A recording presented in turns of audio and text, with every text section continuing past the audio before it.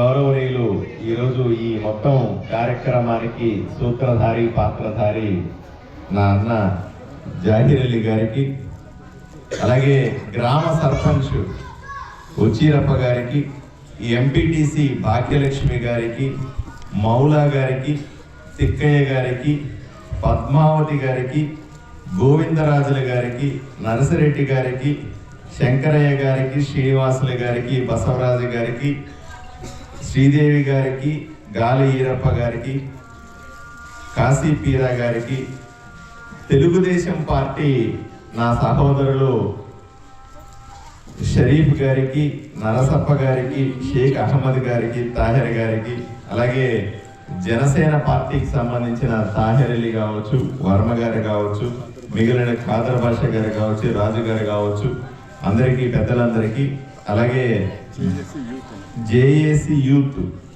LIC Sharif గారు TDP leader, Nazir గారు బ్రహ్మాండంగా మాట్లాడినారు, ఆయనే నజీర్ అనుకుంటాను. మంచి ఆలోచన ఉన్నటువంటి యువత ఉంది ఇక్కడ. నాకు చాలా ఆనందంగా ఉంది. ఆలోచనలు ఉండాలి యువతకి, ఎప్పుడు కూడా బలమైన ఆలోచనలు ఉంటేనే సాధ్యమవుతుంది. రామ్ భీమ్ గారికి, అజ్మతుల్లా గారికి, అలాగే వేదిక మీద ఉన్నటువంటి విటా రమేష్ గారికి, ఇంకా మిగతా పేర్లందరికీ కూడా అందరినీ పేరు పేరున, ఎందుకంటే కొన్ని పేర్లు మిస్ అయినప్పటికీ కూడా దయచేసి అన్యదా భావించకండి. వేదిక మీద ఉన్నటువంటి పెద్దలందరికీ, పెదతుమ్మలం గ్రామ ప్రజలందరికీ పేరు పేరున నా నమస్కారాలు తెలియజేస్తా.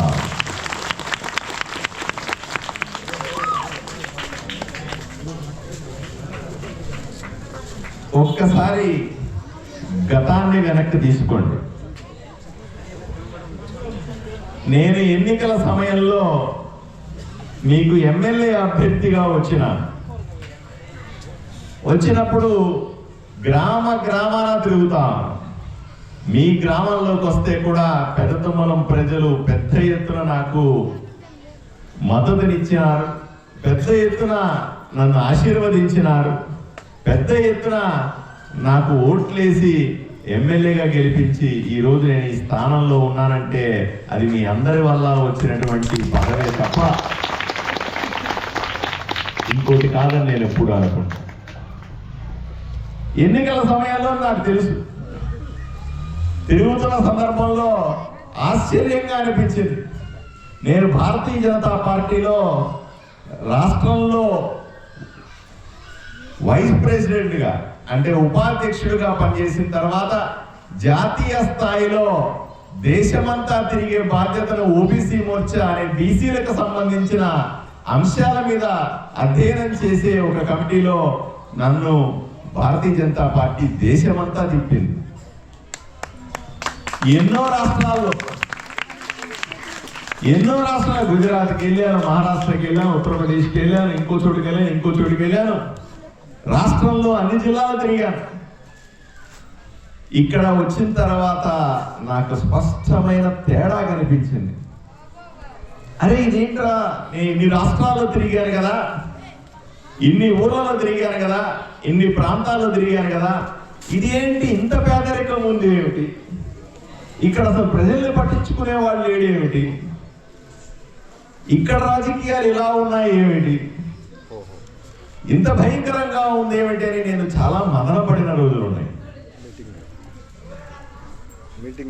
దేవుణ్ణి ఒకటే కోరుకున్నాను, అటు నా నచ్చిన దైవం, నా దైవాన్ని శ్రీరాముడినైనా జామా మసీదునైనా సరే, లేదా ఇక్కడ ఉన్నటువంటి పెదతుమ్మలంలో బాగా ఉన్న జైన మందిరంలో అయినా సరే ఒకటే ఒకటి కోరుకున్నాను, నాకు వీళ్ళకు సేవ చేసే అవకాశాన్ని ఇవ్వు దేవుడా అని ఒక్కసారి మాత్రం గట్టిగా కోరుకున్నాను.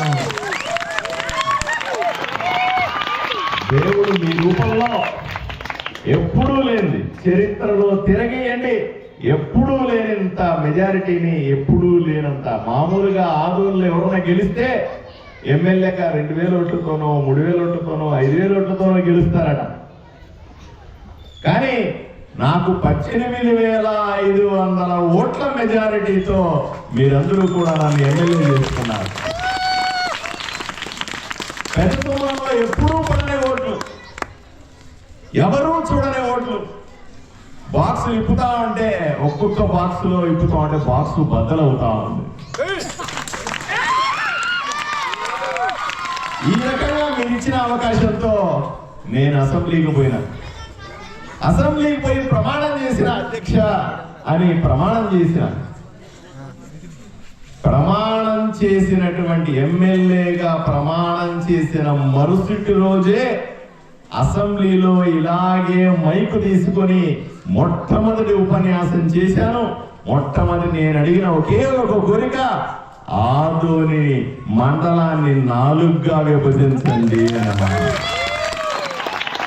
ఇదే నేను ఎప్పుడు చెప్తుంది కాదు. మీరు కావాలంటే అసెంబ్లీ రికార్డులు చూసుకోండి, నా ఫేస్బుక్ చూడండి, యూట్యూబ్ అన్ని చోట్ల వీడియో స్పష్టంగా ఉంది. నేను అసెంబ్లీలో మాట్లాడాను, అందరు ఎమ్మెల్యేలు నా మాట చూశారు. వీడెవరా హీరో, నిన్నే కదా ప్రమాణ స్వీకారం చేసింది, పొద్దున కల్లా మొదలు పెట్టారు వింటాను. నేను చెప్పాను, అరే బాబు కష్టం ఉంది, నా ప్రజలు, నేను ఎమ్మెల్యే అయింది నేను ఎక్కడో ఏసు రూమ్లో పడుకొని ఆడుకుంటా పాడుకుంటా జీవితం విలాసవంతంగా గడపడానికి కాదు. నేను ఎమ్మెల్యే అయింది నేను ప్రజలకు సేవ చేయడానికి మాత్రమే అని స్పష్టంగా చెప్పినాను. ఎమ్మెల్యే కాకముందు కూడా నేను శ్రీమంతుణ్ణి, ఎమ్మెల్యే కాకముందు కూడా నేను నా కుటుంబం నేను సంతోషంగా బతకగలిగిన హాస్పిటల్స్ దానికి సంబంధించిన ఆస్తిపాస్తులు నుండి హాయిగా బతుకుతున్నవాడిని. కావాలని ఏరి కోరి ప్రజలతో ఎన్నుకోబడాలని కోరి వచ్చి నేను ఎమ్మెల్యే అయిన వాడిని, మీరు ఆశీర్వదిస్తే ఎమ్మెల్యే అయిన వాడిని. ఒక్కరోజు కూడా వృధా చేయకూడదని, ఒక్కరోజు కూడా వృధా చేయకూడదని నేను మండలాలు చేయాలని ప్రసంగం చేసిన. ముఖ్యమంత్రి గారికి ఉత్తరం ఇచ్చిన, వాళ్ళకు సరదాగా అనిపించింది, ఎందుకు అడుగుతున్నాడు, ఏదో అడగాలి కాబట్టి అడుగుతున్నాడేమో అనుకుంటే, కాదు కాదు, ఎన్నికల్లో నేను అభ్యర్థిగా వచ్చిన రోజే ప్రచారంలో స్పష్టంగా అర్థం చేసుకున్నాను ఇక్కడ ప్రజలకు ఏం కావాలని. ప్రజలకు పరిస్థితులు బాగలేవు, ప్రజల కష్టాలు పట్టించుకోవడానికి అధికారులు లేరు. జిల్లాకి వెళ్ళి చెప్పుకుందామంటే 120 కిలోమీటర్లు ప్రయాణం చేసి కర్నూలుకు పోతే పలకరించేవాడు లేడు. దిక్కు ముక్కు లేక అయ్యో అని కూర్చున్న వాళ్ళ పేదవాళ్ళ సంఖ్య ప్రతి గ్రామంలో కనపడతా ఉంది. దీనికి పరిష్కారం రావాలంటే తప్పనిసరిగా ఇక్కడ మండలాలు ఏర్పడాలా. ఒక్క విషయం మీరు స్పష్టంగా తెలుసుకోవాలి, నేను అసెంబ్లీలో కూడా చెప్పాను ఈ మాట, ముఖ్యమంత్రి గారికి కూడా చెప్పాను, ఎమ్మెల్యేలందరికీ చెప్పాను, కనబడిన వాడికంతా దండం పెట్టి చెప్పినాను, అయ్యా రాష్ట్రంలోనే అతిపెద్ద మండలం ఆదోని మండలం. గ్రామీణ ప్రాంతాల్లో ఉన్న 42 గ్రామాల్లో 130,000 మంది జనాభా ఉన్నారు.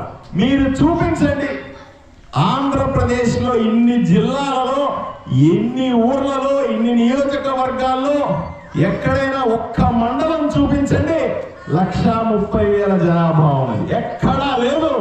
మాకు మాత్రమే ఈ దౌర్భాగ్యం ఏమిటంటే నేను స్పష్టంగా అడిగినా. మీరు నమ్ముతారో లేదు, చాలా మంది మంత్రులు సభలో నన్ను అడిగారు, నిజంగా మీ ఊర్లో 130,000 మంది ఉంటారా ఒక మండలంలో అని అడిగినారు.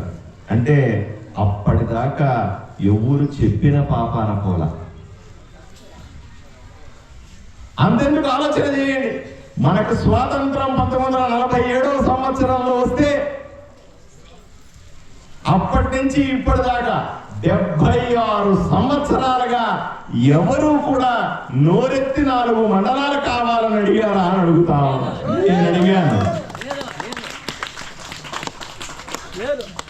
నేను అడిగాను 76 సంవత్సరాల్లో మీరు ఎంతమందికి ఓట్లేసి ఉంటారు, 76 సంవత్సరాల స్వాతంత్రం వచ్చిన తర్వాత ఎంతమందిని మీరు ఎమ్మెల్యేలు చేసి ఉంటారు, ఎంతమందిని ఎంపీటీపీ చేశారు, జెడ్పీటీసీలు చేశారు, సర్పంచ్లు చేశారు, ఎంపీలు చేశారు, మంత్రులు కూడా చేశారు. కానీ ఎవరు అడగంది నేను ధైర్యంగా అడిగినాను, ఇది కావాలని అడిగినాను, ఇది కావాలను పట్టుబట్టాను.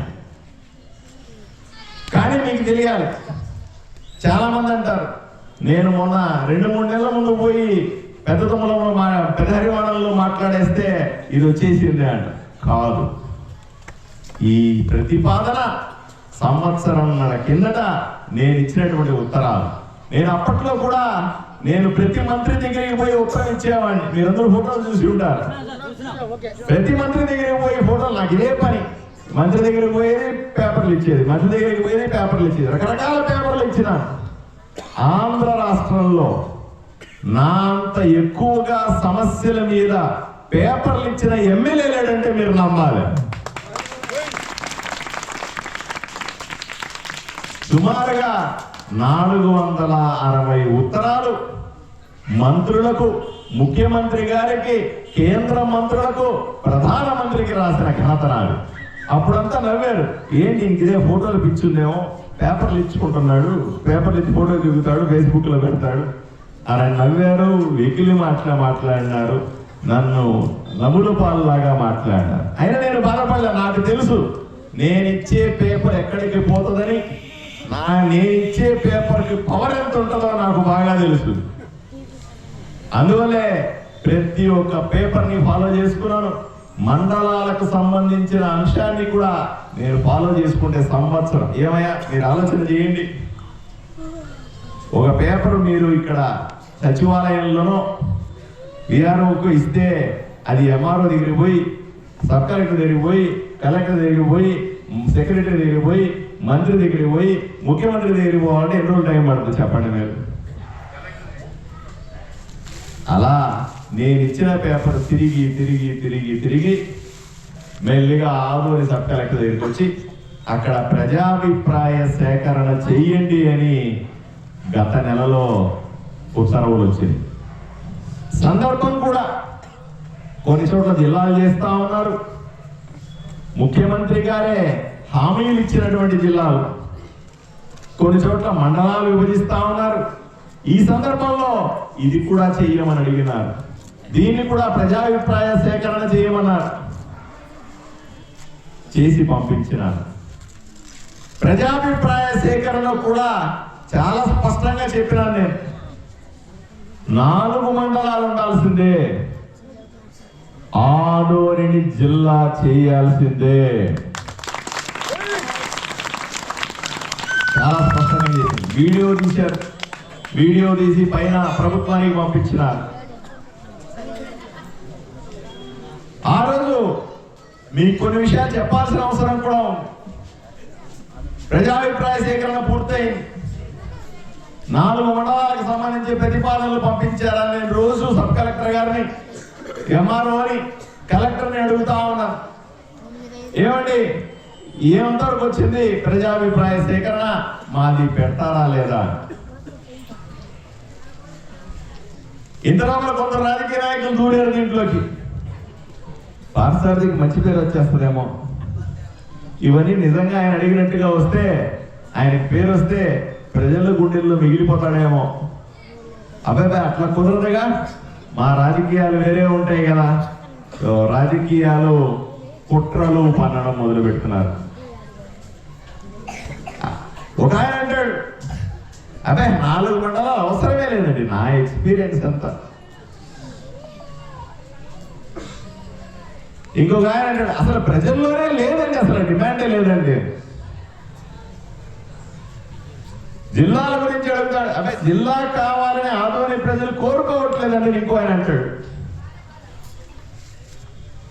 ఏదో రకంగా ప్రజల ఆలోచనల్ని పక్కదావు పట్టించి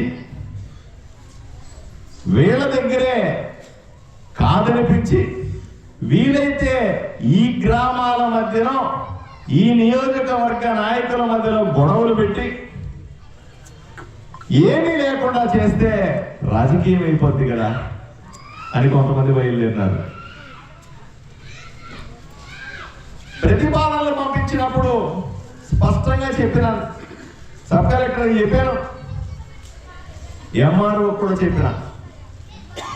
ఆ రోజు ప్రతిపాదన తయారు చేసినటువంటి సబ్ కలెక్టర్ ఈ ఊర్లో లేని కూడా లేడు. ఇప్పుడు ఆయన ఏదో ఊరికి వెళ్ళిపోయినాడు. ఆయనకి ఏం తెలుస్తుంది పాపం?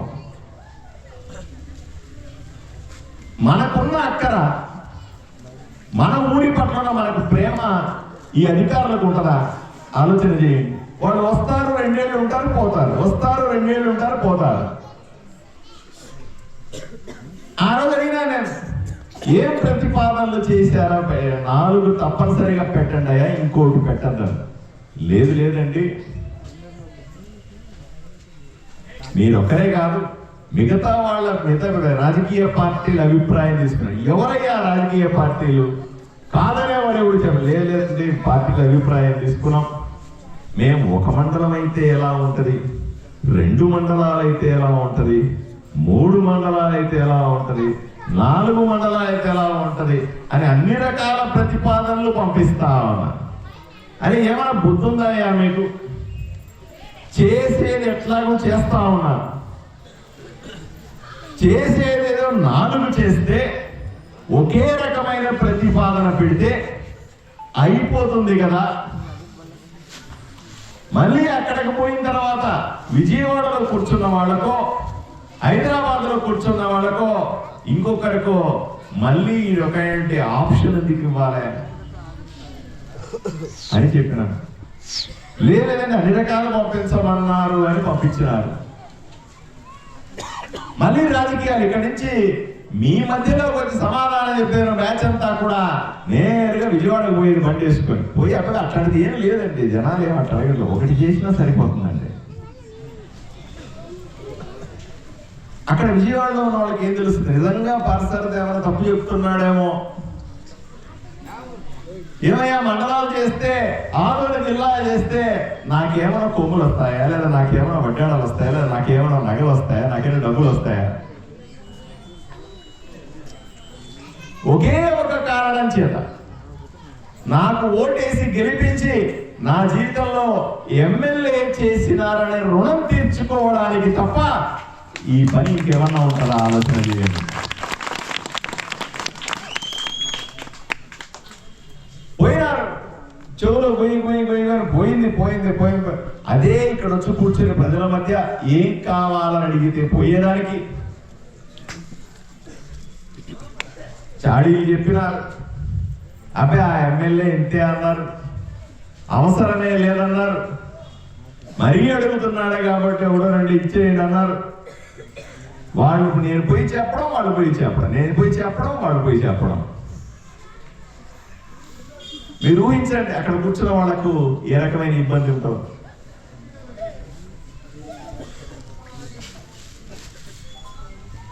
ఇవన్నీ కూడా భరించి కూడా నేను ఒకే మాట మీద నోటిఫికేషన్ ఇచ్చిన.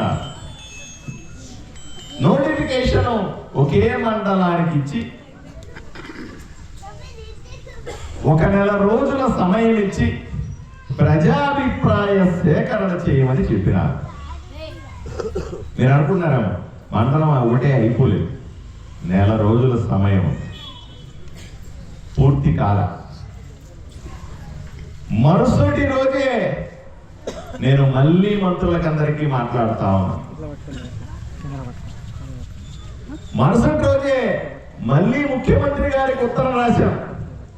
అయ్యా, నేను అడిగింది 4 మండలాలు, పెద్ద హారివాణం, పెద్ద తుమ్మలంతో పాటుగా ఇంకొక 2 మండలాలు తప్పనిసరిగా ఉండాలి అని స్పష్టంగా చెప్పినాను.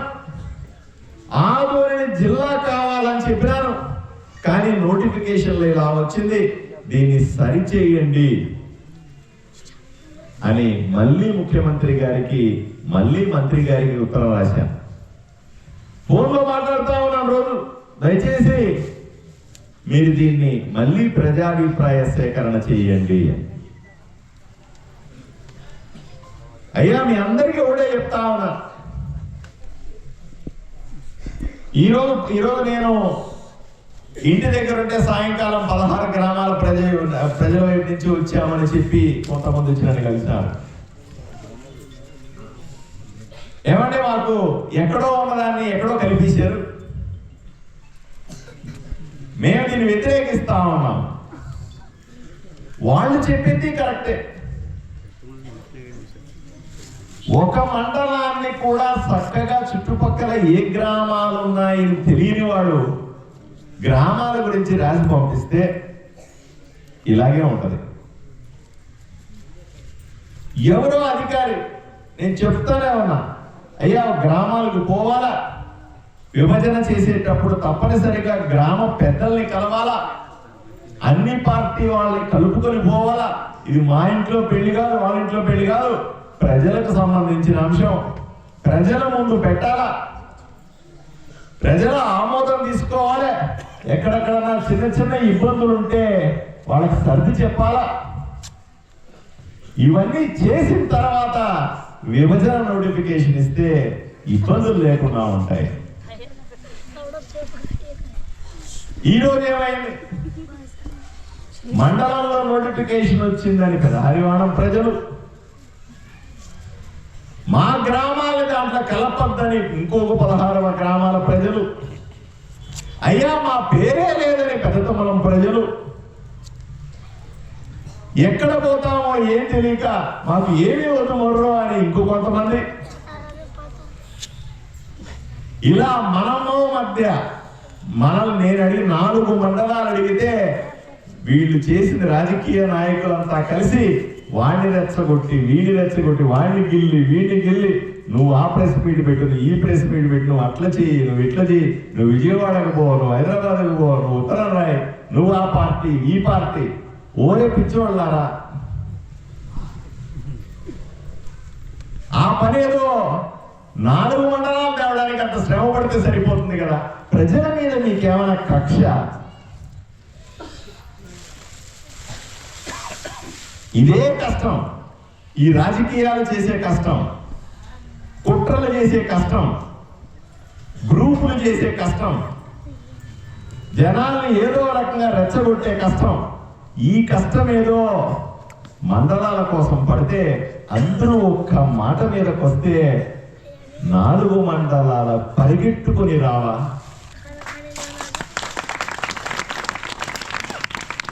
మీకు రాజకీయాలు ముఖ్యమా, ప్రజలు ముఖ్యమా తేల్చుకోవాల్సిన సమయం ఇది. ఎంతసేపు రాజకీయాలు దేనికోసం ఉపయోగపడాలంటే ప్రజలకు మంచి చేయడానికి ఉపయోగపడాలి. రాజకీయాలు ప్రజలను అణిచిపెట్టడానికి కాదు, ప్రజలను దోచేయడానికి కాదు. అమాయకమైన ప్రజలు భయపడుతూ ఉంటారు, ఆశగా ఉంటారు, ఏదో చేస్తాడనే గుప్పెడు మంచి ఆలోచనతో ఉంటారు, ఎదురు చూస్తూ ఉంటారు.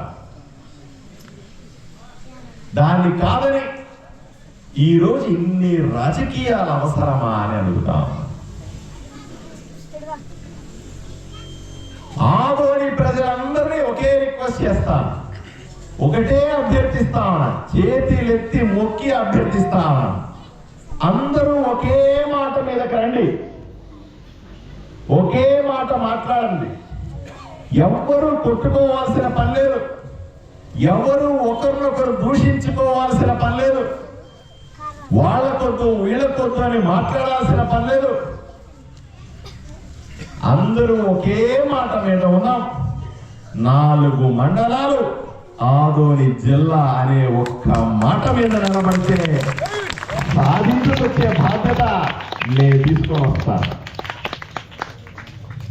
భయపడద్దు, పుకార్లు నమ్మద్దు,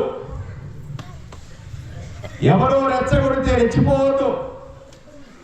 లక్ష్యం స్పష్టంగా ఉండాలి, ఆలోచన కుదురుగా ఉండాలి, పార్టీలకు అతీతంగా. నేను చాలాసార్లు చెప్తాను, ఎలక్షన్ల వరకే పార్టీలు, ఎలక్షన్ల తర్వాత పార్టీలనే ఉండకూడదని నమ్మే వ్యక్తి నేను. జిల్లా సాధించుకోవడానికి, మండలాలు సాధించుకోవడానికి తప్పనిసరిగా అన్ని పార్టీలు ఏకం కావాలి.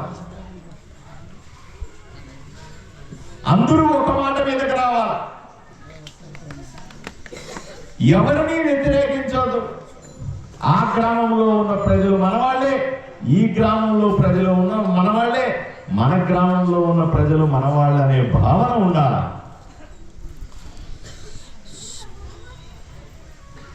4 మండలాలు ఒకసారి ఆలోచన చేయండి. ఎటు పోయినా ఎటు తిరిగినా 4 కిలోమీటర్లలో మనకు మండల కేంద్రం ఉంటుంది. చాలా మంది అడిగినా చెప్పినారు, తమ్ముడు చెప్పినారు, పెద్దలందరూ కూడా మాట్లాడి చెప్పినారు. ఎందుకు మండలం? మండలం ఉంటే అధికారులు ఉంటారు, మనకు పరిపాలన ఉంటుంది. ఒక తమ్ముడు చెప్పినాడు, స్కూల్లో పిల్లలు 10వ తరగతికి ఆగిపోతా ఉంటే ఆడబిడ్డలు కాలేజీకి వెళ్ళలేకపోతున్న పరిస్థితి. మండలానికి ఒక కాలేజీ పెడితే తప్పనిసరిగా ఇక్కడ కాలేజీ వస్తుందా లేదా? మీరందరూ కూడా ఎంఆర్ఓ కోసం ఆదోనికి పరిగెట్టుకొని పోయి, ఆయన ఆదోనిలో ఉండడు, ఆయన ఉంటాడు కర్నూలులో ఉంటాడు. ఆడు దొరక్క విని వినక వాడికి చిన్న చూపు. మన గ్రామం నుంచి వెళ్తే చిన్న చూపు, ఎవడు చిల్లరిస్తాడని చూసుకుంటుంటారు, పట్టించుకునేవాడు ఉన్నాడు. రెవెన్యూ పనులు ఒకటి కూడా కావు. ఎంతో మంది ప్రజలు నన్ను వచ్చి ప్రజా దర్బార్లో కలుస్తా ఉంటారు. ఇక్కడ మండల కేంద్రం ఉంటే ఎంఆర్ఓ ఇక్కడే ఉంటాడు, ఇక్కడ పని చూసుకొని నేరుగా ఇంటికి పోయి పడుకోవచ్చు. మీరు ఎవరి చుట్టూ తిరగనక్కర్లా, మీ చుట్టే వాళ్ళు తిరుగుతూ ఉంటారు. ఎంపీడీఓ ఉంటాడు, గ్రామీణాభివృద్ధికి సంబంధించినటువంటి ఆఫీసర్లు ఉంటారు. మండలం అయితే హాస్పిటల్ డాక్టర్లు వస్తారు, మండలం అయితే వ్యవసాయ శాఖకి సంబంధించిన అధికారి ఉంటాడు. ఇలా సుమారుగా 43 రకాల అధికారులు మీ గ్రామంలో ఉంటే నీకు మంచి జరుగుతుందా, ఆదోనిలో ఉంటే మంచి జరుగుతుందా? మీరే సమాధానం చెప్పాలి. కాబట్టి ఇది జరగాలంటే మనమందరూ కదిలి రావాలి.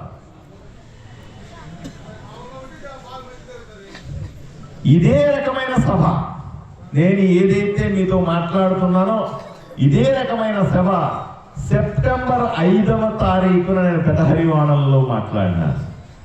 సెప్టెంబర్ 5వ తారీఖు అంటే సెప్టెంబర్ 5 అయింది, అక్టోబర్ 5 అయింది, నవంబర్ అయింది, డిసెంబర్ అయింది. 3 నెలల కింద 3 నెలల కింద వాళ్ళు అందరూ కూడా ఇలాగే గ్రామస్తులంతా పిలిచి ఒక సభ పెట్టి, మీరు మాట్లాడండి సార్, మాకు అర్థమయ్యేలాగా చెప్పండి సార్ అంటే అప్పుడు మాట్లాడినా. 3 నెలల తర్వాత ఈరోజు నేను మళ్ళీ పెద్ద తొమ్మలం వచ్చి మీ పెద్దలందరూ పిలిచి గ్రామస్తులందరూ రండి అంటే వచ్చి ఈరోజు మొత్తం మాట్లాడతా.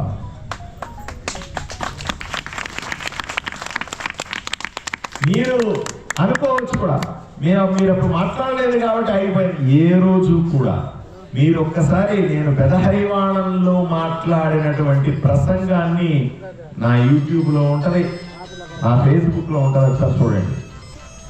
పెదహరివాణంలో కూడా స్పష్టంగా చెప్పినాను నేను, 4 మండలాలు కావాలా, దాంట్లో పెద్ద తొమ్మలం కూడా ఉండాలా అని ఆ రోజే చెప్పిన. మీరు అడిగినా అడగకపోయినా, మీ పెద్దలు నాకు వచ్చినా రాకపోయినా, ఈ దండలు వేసినా వేయకపోయినా ఒకటిగా భావించి నేను ఆ రోజు నుంచి పోట్లాడతా. ఒకరు చెబితే మీ గురించి పోట్లాడలే, మీరు దండలేస్తే మీ గురించి ప్రసంగం చేయలే, మీరు శాలువ కప్పితే నేను సంతోషపడలా. నా బాధ్యత, నేను పెద్ద తొమ్మలంకు చేయాల్సింది ఇది అని స్పష్టంగా ఆలోచన చేసుకొని చేస్తున్న ఫలితం. మీ అందరికీ కూడా నేను విజ్ఞప్తి చేస్తాను, చేస్తారా? నేను చెప్పింది చేస్తారా అని అడిగాను, చేస్తారా అని అడుగుతున్నాను. నా కోసం ఒక్క పూట భోజనం మానేస్తారా?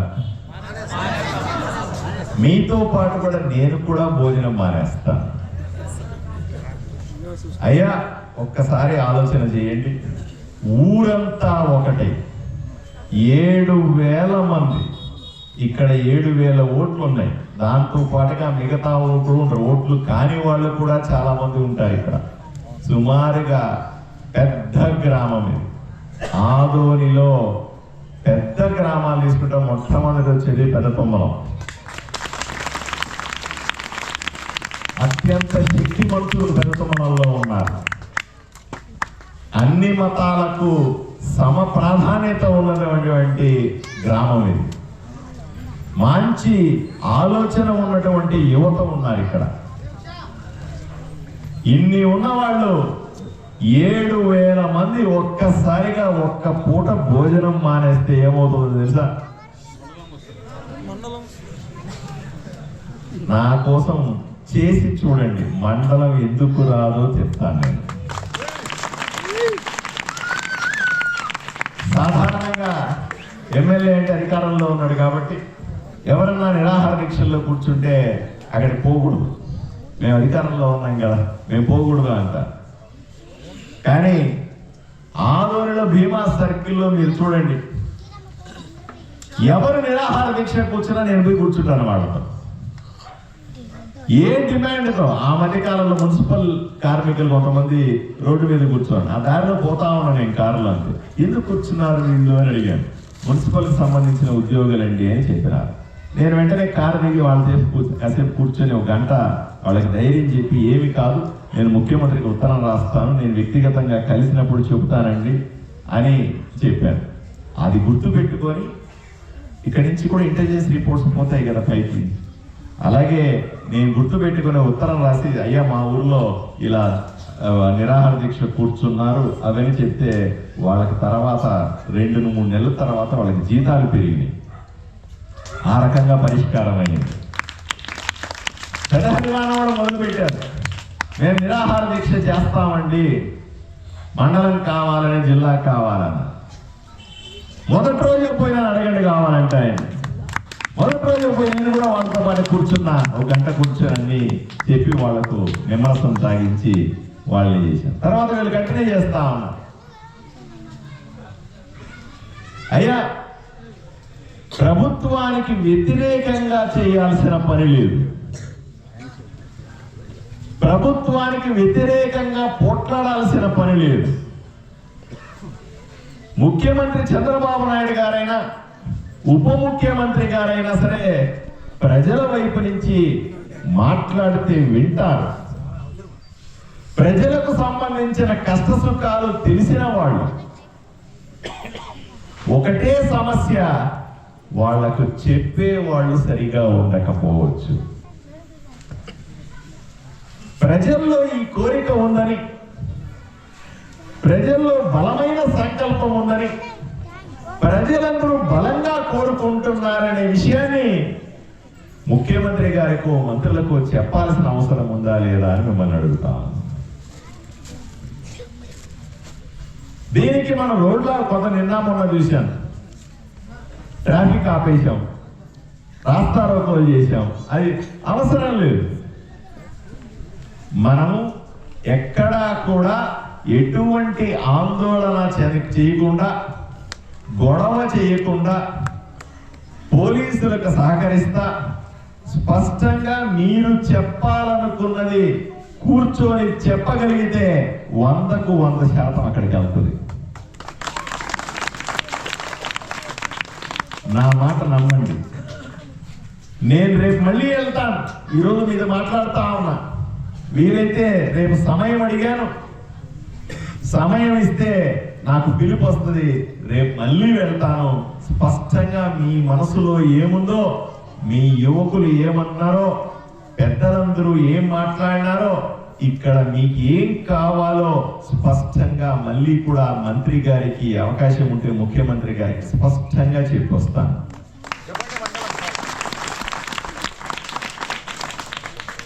మీరు గట్టిగా నిలబడండి.